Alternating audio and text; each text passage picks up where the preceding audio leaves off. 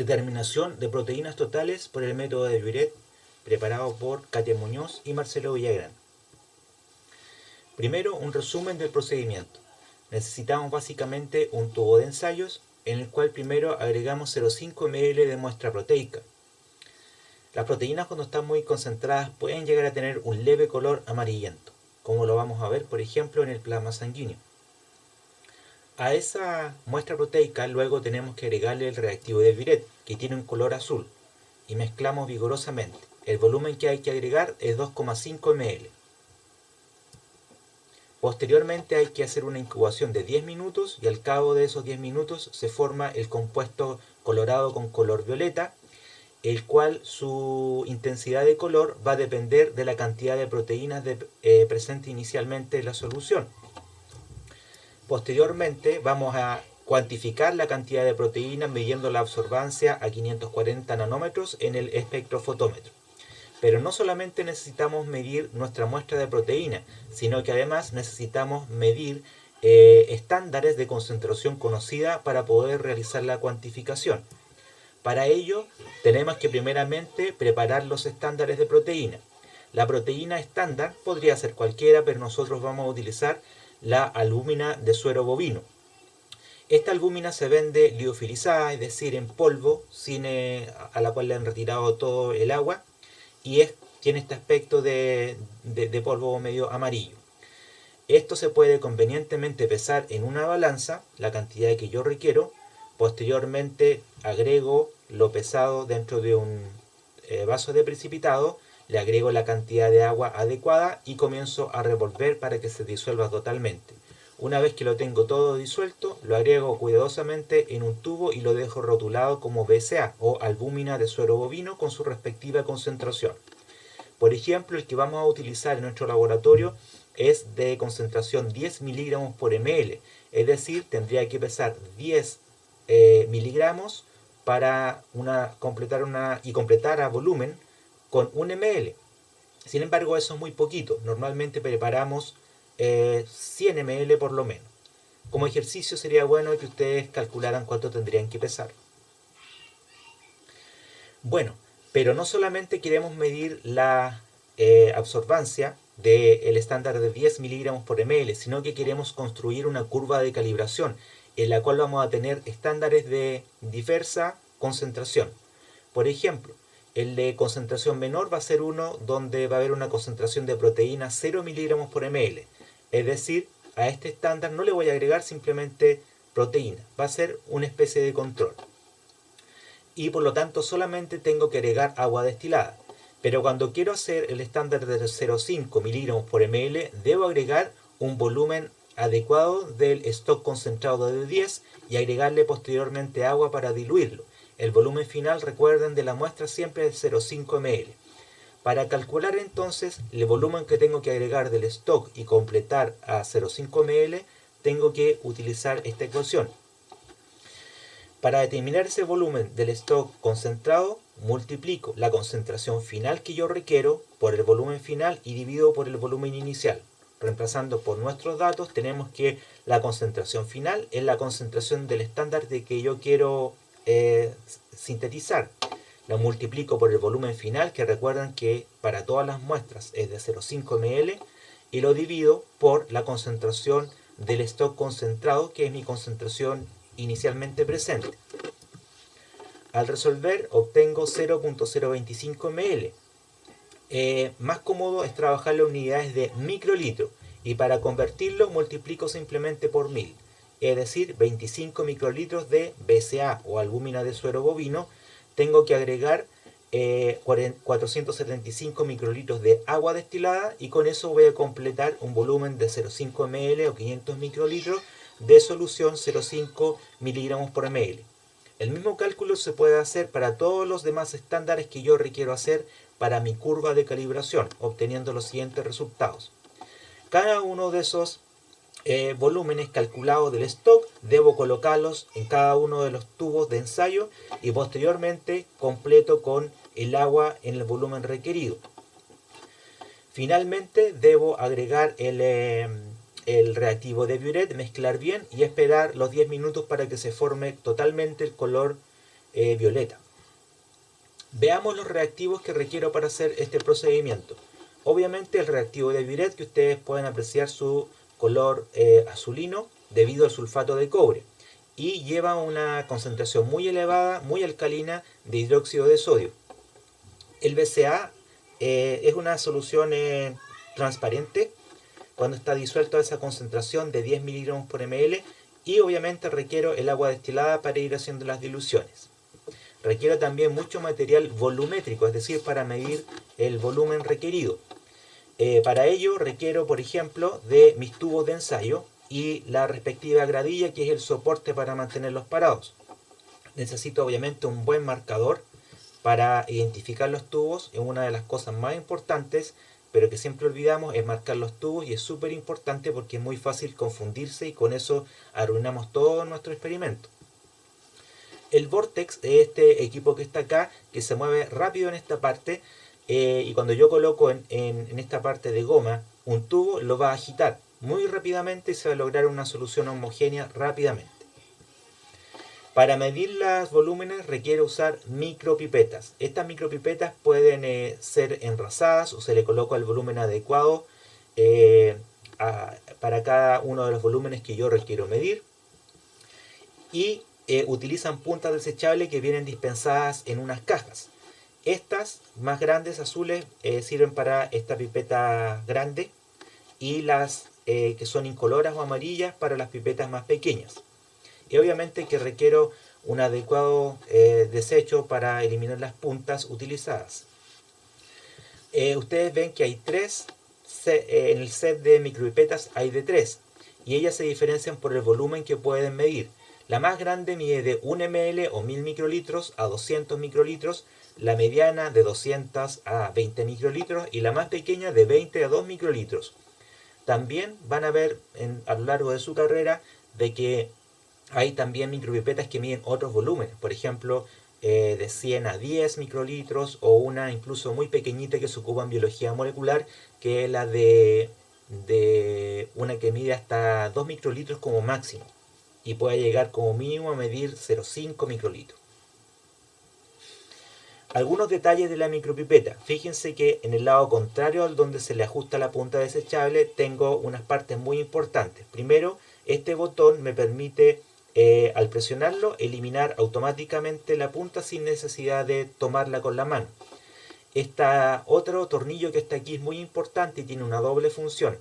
Si lo giro, ese tornillo me permite ir ajustando el volumen que yo quiero tomar o enrasar a un determinado volumen. Al ir girando este tornillo va variando el número que está aquí, ¿no es cierto? Y este número es el que indica el volumen que va a tomar. Fíjense que esta pipeta y todas las pipetas tienen marcados los límites que ellos pueden utilizar. Esta indica que es de 0,5 a 10 microlitros. Y, ojo, esto es muy importante, no forzar la pipeta para tomar un volumen que no está dentro del rango. Si ustedes lo hacen, la pipeta se daña irreversiblemente. Un detalle importante, algunas micropipetas como esta tienen un punto, por lo tanto, aquí a pesar que dice 100, en realidad está diciendo 10,0. ¿Ok? Si quiero medir 10,5, debería colocar aquí 10 y después debería aparecer un 5. Otra cosa muy importante es que este émbolo, que a la vez es un tornillo, me sirve para, ¿no es cierto?, hacer la función de émbolo. Es decir, si yo lo presiono, me permite, al volver a su posición inicial, absorber el volumen que está enrasada aquí la pipeta. Pero ojo, este émbolo tiene dos topes o dos paradas. La primera parada, que se obtiene al presionar pero con no tanta fuerza, con una fuerza mediana, es la que me permite, ¿no es cierto?, ir absorbiendo el líquido. Y la segunda parada, que es la que se hace con más fuerza, que está simbolizada por la flecha roja y que llega hasta el final del trayecto del émbolo, esa me permite expulsar el volumen de líquido que yo tomé. Esta es la forma en la cual se debe tomar correctamente la pipeta. Siempre el émbolo se va a presionar con el dedo pulgar. Y con el mismo dedo pulgar también puedo presionar el botón de salida de la pipeta. Otra parte del equipamiento muy importante, vital diría yo, es el espectrofotómetro, que es el que hace la medición. Hay de distintos tipos, pero en general tiene, ¿no es cierto?, una pantalla donde nos da la información y, ¿no es cierto?, esta parte de acá que es donde se depositan y se hace la medición. Se deposita la muestra. Además, las muestras vienen, tenemos recipientes especiales que están adentro de esta caja que se llaman cubetas. Respecto a la pantalla del espectrofotómetro, aquí tenemos un zoom a la pantalla. Lo importante aquí es dos valores clave, que son el wavelength, que es la longitud de onda, y esta, ¿no es cierto?, debe ajustarse según el análisis que yo quiero realizar. En nuestro caso vamos a hacer un análisis de 540 nanómetros. Y la absorbancia. Aquí nos va a dar la absorbancia. Recuerden que la absorbancia comienza desde 0 y puede llegar máximo hasta 2. Sin embargo, lo recomendable siempre es trabajar de 0 a 1. Lo otro importante es que el espectrofotómetro siempre vamos a utilizarlo en la función de medición de absorbancia. También hay otras funciones como por ejemplo medición de transmitancia y mediciones de concentración. Lo más práctico es usarlo en mediciones de absorbancia. Bueno, aquí hay otro botón muy importante que es el 0. En otros espectrofotómetros sale como blank o cal, que indica, ¿no es cierto?, que es el blanco del equipo. El blanco es la solución que yo estoy midiendo, pero sin el analito y con todos los otros reactivos, excepto el analito. Este botón tiene que presionarse solamente una vez, que es al principio cuando ingreso el tubo blanco. Posteriormente no se vuelve a apretar. Estos botones me sirven para subir y ajustar, ¿no es cierto?, lo que es la longitud de onda. Si yo abro la tapita de este espectrofotómetro, me encuentro con esta parte de acá, que es la parte donde va la parte óptica del espectrofotómetro. En estos orificios se colocan la muestra que va en estos recipientes que se llaman cubetas. Fíjense que en esta parte hay un orificio que es donde sale la luz, el haz de luz. Entonces el haz de luz pasa por acá, aquí va a insertar la cubeta y atraviesa la muestra, y el haz de luz sale por acá y entra a este otro orificio que es el detector. De manera que el equipo es capaz de determinar cuánta luz se absorbió a través de la muestra. La cubeta es entonces el recipiente que va en este sector y que yo le deposito mi muestra. Fíjense que la cubeta tiene un largo a través de la muestra o paso óptico que es determinado y es fijo, que es 1 centímetro. Aquí en la cubeta, ¿verdad?, tenemos dos partes. Una parte que está marcada con un pequeño triangulito, que es la parte que debe atravesar la luz. Es decir, este triangulito me indica la posición en la cual yo tengo que colocar aquí en el espectrofotómetro, ya que este triangulito siempre tiene que ir perpendicular al paso óptico, es decir, perpendicular a la línea que estoy trazando aquí, que es la línea de la luz. Bien, otra cosa importante, yo jamás debo tomar la cubeta antes de medir, por supuesto, de esta parte que está acá, es decir, de las dos caras de la cubeta que va a atravesar la luz, debido a que pueden quedar residuos de la grasitud que normalmente tenemos en nuestros dedos y eso va a alterar la medición. Normalmente hay que tomarla ojalá de arriba, o también se puede tomar por estas caras en las cuales no atraviesa la luz el espectrofotómetro. A continuación vamos a mostrar el procedimiento de medición en vivo. Aquí vemos previamente que ya hay un cálculo de las concentraciones de estándares y hay que proceder a la dilución del estándar concentrado de BCA. Por lo tanto, se enrasan adecuadamente las pipetas y a cada tubo se le coloca la concentración de BCA que le corresponde.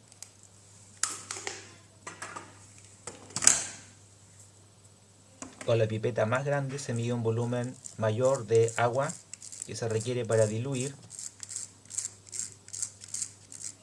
y esa pipeta de 1 ml debe ajustarse a las puntas azules, que son más grandes. Se toma el agua y se deposita en el tubo correspondiente, que previamente ha sido marcado. Posteriormente se homogeniza con Vortex y tenemos listo nuestro primer estándar. Continuamos con el resto de los estándares. Primero giramos el tornillo de la pipeta para enrasar y posteriormente ajustamos una punta desechable pequeña y colocamos el volumen adecuado. Luego diluimos nuevamente este tubo con el volumen de agua adecuado.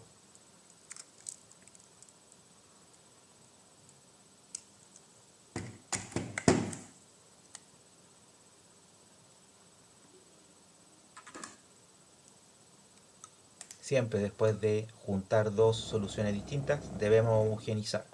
Lo óptimo es hacerlo con ese instrumento que es el Vortex.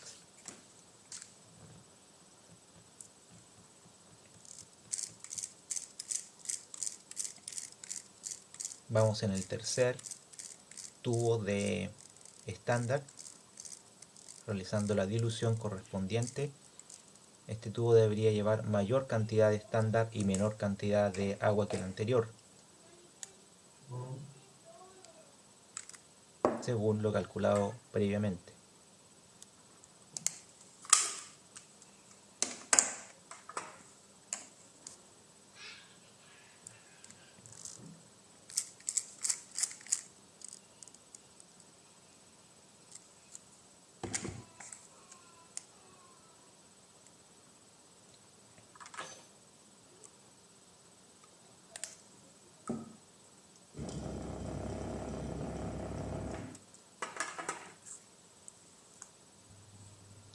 Bueno, aquí ya hemos pasado a la siguiente fase, que es que una vez que tenemos todos los estándares listos, debemos agregar 2,5 ml de reactivo de Buret para que se produzca la reacción de formación del compuesto violeta, que es el que vamos a medir.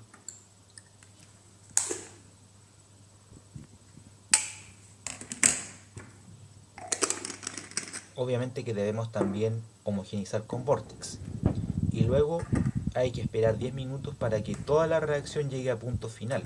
Recuerden que este es un método de punto final, que indica que toda la reacción química que aquí se produce entre las proteínas y el cobre tiene que llegar a su punto de equilibrio químico. Es decir, eso se alcanza cuando ya ha pasado mucho tiempo después de la que se formó entraron en reacción los reactantes de la reacción.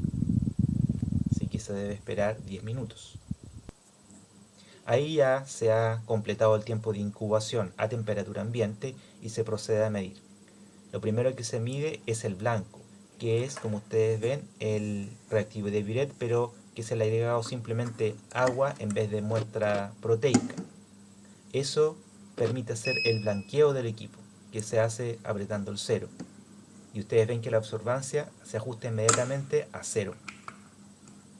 Y posteriormente se van midiendo y se van leyendo las muestras de proteína. Ustedes ven que el estándar más pequeño es muy bajito lo que lee, 0,012, y se va registrando cada una de las absorbancias leídas. Este estándar tiene un color un poquito mayor y por lo tanto debería tener una absorbancia un poco más grande.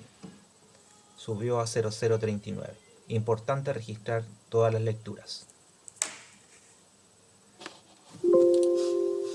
Y finalmente, con los datos de absorbancia de los distintos estándares, se completa esta tabla indicando la absorbancia respectiva de cada estándar de concentración de albúmina. Y posteriormente se realiza una curva de calibración, es decir, se grafica la concentración y su respectiva absorbancia. Con estos datos se puede tener una estimación de cuál es la concentración de la muestra, ya que al observar, ¿no es cierto?, que la muestra tiene una absorbancia de 0,07, que está alrededor de este punto, podemos, ¿no es cierto?, interpolar de que la absorbancia va a tener una concentración cercana a 5. Sin embargo, esa estimación hay que hacerla de una manera más precisa, y eso se hace considerando todos los puntos de la curva de calibración a través de tirar una recta, que es una regresión lineal.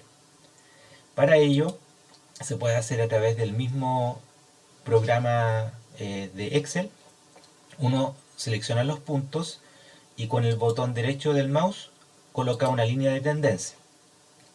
Ustedes pueden ver de que esa línea no pasa perfectamente por todos los puntos. Algunos puntos se desvían de la curva, pero la curva o la línea recta es la que pasa más cercanamente a la mayoría de los puntos.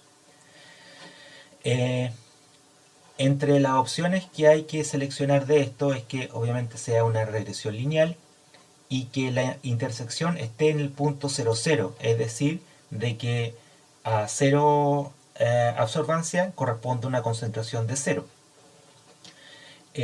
Otra situación que hay que seleccionar es la presentación de la ecuación del gráfico. Esta es la ecuación de esta recta en particular. Y esta ecuación nos va a permitir entonces calcular cuál es la concentración de la muestra. X corresponde a la coordenada de la concentración y Y a la absorbancia. Por lo tanto, teniendo la absorbancia, puedo despejar cuál es el valor de X, la concentración.